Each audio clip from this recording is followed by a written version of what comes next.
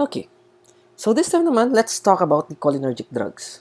So under this, we have two types. Again, the cholinomimetics, which are the agonists, and the anticholinergics or parasympathetics, which are the antagonists naman. Now, for the cholinomimetics, we have two types. We have the direct acting, which acts on the receptor itself, and indirect acting naman, which acts on the cholinesterase enzyme. Now, if you remember class, cholinesterase enzyme is the enzyme that destroys acetylcholine. Okay, so by stopping this enzyme, pinapataas ko ang, so by stopping this enzyme, it's going to lead to an increase in acetylcholine levels. At pag tumaas ang acetylcholine levels, tataas din ang cholinergic response. Okay? Which is, of course, the effects of cholinomimetics. Now, under this, we have two types, carbamates and organophosphates. Main difference, carbamates are reversible. Okay. On the other hand, organophosphates are irreversible. Okay. So, medically speaking, okay, or clinically speaking, mas ginagamit natin ng carbamates as a medicine rather than organophosphates. Organophosphates such as parathion and malathion are mainly used as pesticides. Okay? Isa lang ang ginagamit natin as a drug which is ecothiopate. Okay? Na ginagamit naman mainly for glaucoma. Now, for the cholinergic agonists, direct acting, we have the mnemonics ABC, MNOP. Okay, that will be acetylcholine, bethanicol, carbachol, methacholine, nicotine, and pilocarpine. Right, now, what are the uses of these drugs? Okay, acetylcholine, ginagamit siya to induce meiosis in cataract surgery. Now, bakit nga ba kailangan natin mag-induce ng meiosis during cataract surgery? Okay, so kunwari ito yung mata, and here's the pupil of the eye. Now, most of the time, di ba, pag may cataract tayo, okay, sa lens ng eyes natin nagkakaroon ng proteinaceous substances, white substances, okay, which causes opacity in the lens of the eyes. Now, we would like to induce meiosis para lahat ng proteins na yan pupunta sa isang lugar lang. Okay, kumbaga para pag inoperahan ka, isang tanggalan lang. So, maliwanag ba? Kaya gumagamit siya ng cholinergic agents for cataract surgery to induce meiosis. Okay, meiosis para sa isang lugar lang lahat ng proteinaceous substance na yon. Okay, para pag nag-constrict yung eyes, okay, lahat na sa isang lugar lang. Okay? Now, saan pa ginagamit ang mga cholinergic agonists? Ginagamit siya for glaucoma. Okay, because with the use of cholinergic agonists, it increases the drainage of fluid from the eye. Ano ba ang problem with glaucoma? Glaucoma is due to increase in intraocular pressure. Okay, kasi ang nangyari sa eyeball natin, okay, usually may pumapasok na fluid, may lumalabas din. Okay, ano nangyari during glaucoma? Puro pasok na lang, wala nang lumalabas. Kaya nabubuo or dumadami yung fluid within the eye. Eh kapag napuno ng tubig ang mata natin, titigas naman siya, leading to increase in IOP. And when you have an increase in IOP, you have now glaucoma. Okay? Now, using cholinergic agonist, it facilitates the drainage of the fluid from the eye. Excess fluid from the eye.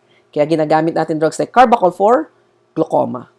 Okay, now methacholine naman has no therapeutic use, pero it's used for the diagnosis of bronchial airway hyperreactivity. Bronchial airway hyperreactivity, okay, or airway hyperreactivity is the classical sign for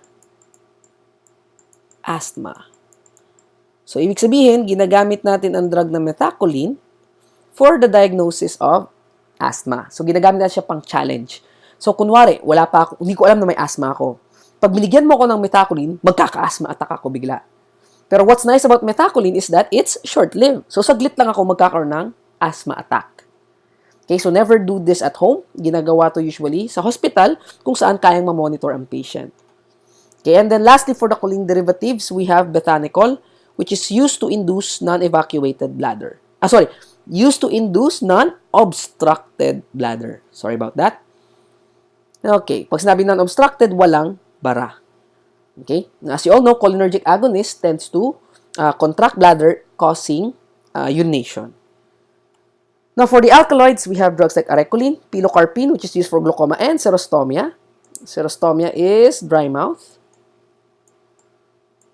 Okay, so nanunuyo ang bunganga kasi ang ating cholinergic agonist can increase salivation, muscarine, and nicotine. So, nicotine is mainly used for smoking cessation. Now, what about for anticholinesterase drugs or indirect acting parasympathomimimetic drugs? So, we have drugs like pyridostigmine, organophosphate, physostigmine, carbamates, rivastigmine, neostigmine. Now, let's identify ano ba ang uses ng bawat isa. Physostigmine is the antidote for atropine or scopolamine poisoning. Pyridostigmine naman, mainly used lang for myasthenia gravis. Now, please take note, any of these drugs can be used for myasthenia gravis. Ang pyridostigmine nga lang, pang myasthenia gravis lang talaga siya. Okay? Rivastigmine naman is used to treat confusion associated with Alzheimer's or Parkinson's, while neostigmine naman is the reversal agent or antidote for non-depolarizing neuromuscular blockers such as tubocurarine, etc., etc. If you remember, guys, non-depolarizing neuromuscular blockers, ginagamit lang sila during anesthesia or ginagamit kapag ang patient is anesthetized to induce paralysis. Now, ang neostigmine kasi ginagamit yan, okay, halimbawa, hindi pa rin gumigising ang patient kasi paralyzed pa siya, you can give neostigmine para gumising yung patient. Okay, to reverse the paralyzing effects of non-depolarizing neuromuscular blockers. Right? Now, again, carbamates ginagamit medically because it's a reversible. It reversibly binds to acetylcholinesterase, while organophosphates, irreversible, so we don't usually use this medically. Now, for endrophonium, ginagamit siya for tensilon test. Okay, kung kanina ang ating methacholine ginagamit for diagnosis of asthma, endrophonium naman ginagamit for the diagnosis of myasthenia gravis. So, it's used for tensilon test. Okay, now just in case class, halimbawa may lumabas na question wherein wala sa choices ang endrophonium, okay, you can use any cholinesterase inhibitor for the diagnosis of myasthenia gravis. Okay, pero usually talaga ginagamit is endrophonium. Okay? Now, ecothiopate, this is the only organophosphate used for medically, and it's used for glaucoma. Now, these are the mnemonics we use for cholinergic response. So, we have the dumbbells. I'll just leave it for you guys to read. Okay, so sabi nga natin, class, ang ating mga cholinesterase inhibitors are mainly used for two conditions, which includes glaucoma and myasthenia gravis. Okay? Now, glaucoma, sabi nga natin, pumapasok lang ang fluid going into the eye pero walang lumalabas. So, ano nangyari sa pressure sa loob ng mata? Tumataas. So, it leads to an increase in IOP. Pag napabayaan, pwedeng mabulag ang patient or manlabo ang kanyang paningin. By giving drugs like cholinesterase inhibitors, napafacilitate yung pag-drain ng fluid sa eye. Right? Okay, for myasthenia gravis naman, this is a keyword natin dito is it's an autoimmune disease. So meaning ang kalaban natin is the immune system itself. Right? So it destroys for myasthenia gravis, the antibodies itself destroy the NM receptors, okay, which causes now muscle weakness. Okay? Now, classical sign dyan would be ptosis or yung drooping ng eyelids. So, ang treatment natin dyan, since it's autoimmune, you can use immunosuppressants. Tanggalin mo ang thymus gland. Okay? Or, medically speaking, we can use cholinesterase inhibitors such as pyridostigmine. Kidoki. Now, to summarize the different cholinergic agonists natin, so it can be direct or indirect. Okay, now we all know the uses of this. Now, pilocarpine and cevimeline, just so you know, guys, this is used to manage dry mouth or xerostomia. Now, oftentimes, ang xerostomia can be caused by Sjogren's disease. Okay, so this is pronounced as Sjogren's disease. It's an autoimmune disease that destroys naman the it's an autoimmune disease which prevents salivation. Alright? So, pag nagkaroon ka ng dry mouth, we can use either cevimeline or pilocarpine. So, either of the two. Now, next drug would be donepezil. Kasama na si Tacrin dito Ginagamit siya to treat confusion due to Alzheimer's disease. Okay? Now, other thing that we want to take note of is Demacarium. Okay, Demacarium naman, okay, is used to manage glaucoma, pero mainly used for animals such as cat, dog, yon. So, ginagamit siya for veterinary medicine, as a vet medicine. Okie dokie. Okay. Okay, so here's another diagram showing to you the summary of the cholinergic agonist. Okay, now let's go to the last part, which is the cholinergic antagonist. So we have muscarinic blockers, ganglionic, and neuromuscular blockers. For muscarinic blockers, the prototype is atropine, okay, which has so many uses. Alright, so mamaya na lang yun. Now, what are the common antimuscarinic drugs? So we have the mnemonics, IPAS, or inhibits parasympathetic and sweat. So, ipratropium, pirenzepine, atropine, scopolamine. Okay? Now, to be more precise, i-classify natin siya based on their target sites. Atropine, homotropine, tropicamide targets the eye, and they are mainly used as mydriatic drugs. So, they are used to dilate the pupils of the eyes. When would you want to dilate the pupils of the eyes? Kung gusto mong i-check yung eye mo itself. Okay? Or, halimbawa, gusto mo tingnan yung optic nerve, okay? Or titingnan mo kung may problema ba sa loob ng mata. Okay? So, you would want the pupil of the eyes to dilate para mas makita yun ng doktor mo. Okay? Now, drugs naman, or anti-muscarinic antagonists that acts on the CNS, we have benztropine and scopolamine. So, benztropine is mainly used for Parkinson's, while scopolamine is used for motion sickness.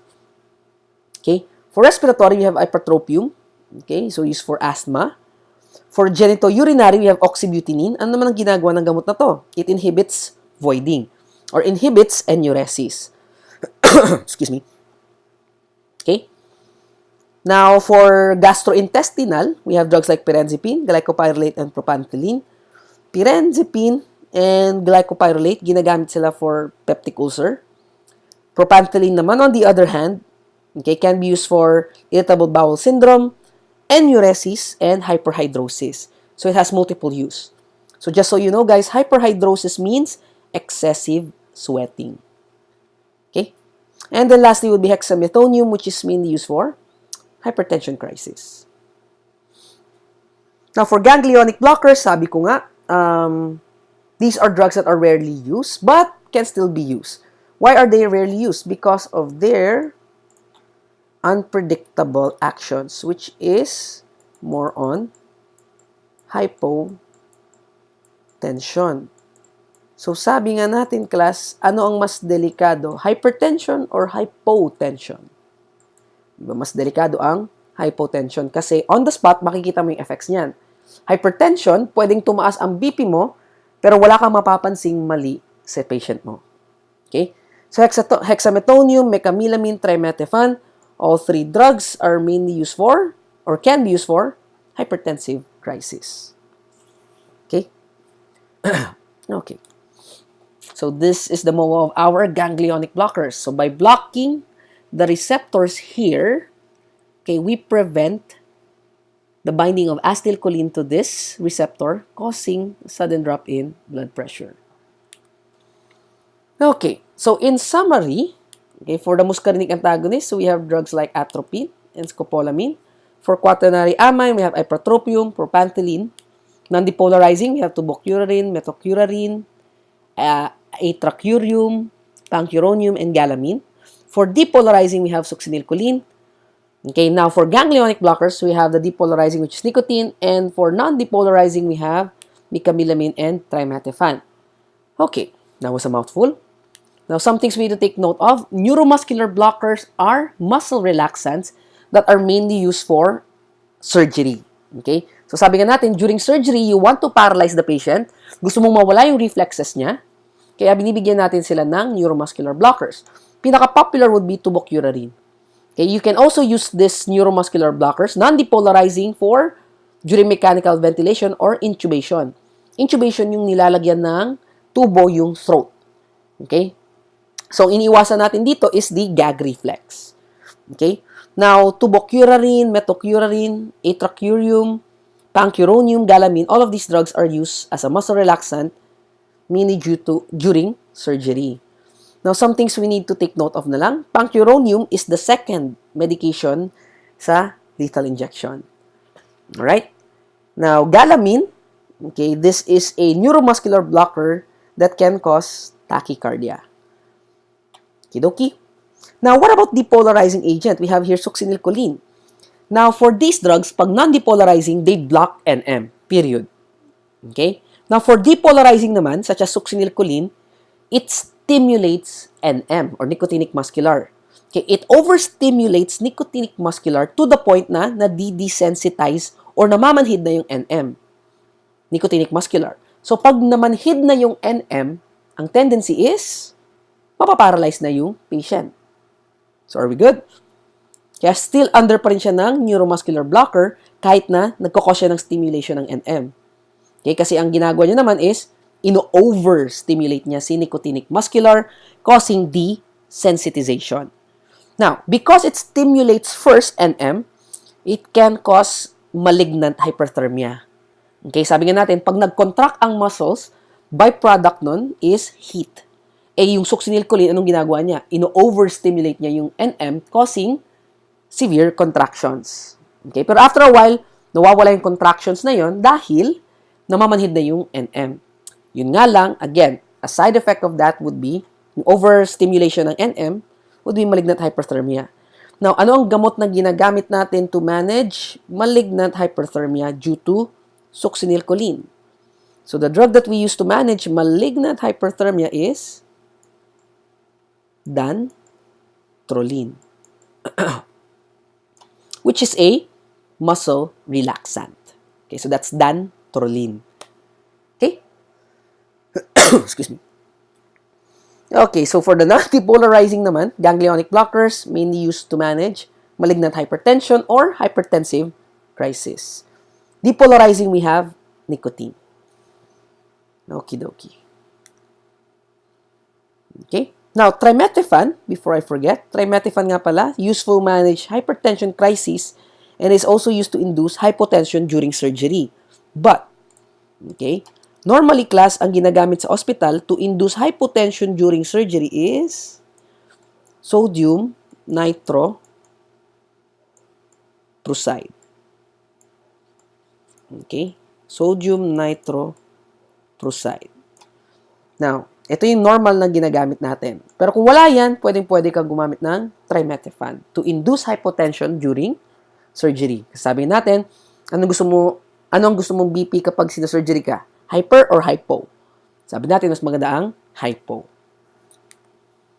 Okay, so in summary, clinical uses ng ating mga anticholinergics are as follows. So I won't discuss this anymore. You can read this on your own. Okie dokie. So side effects would be, the most common would be dry mouth, constipation, and tachycardia.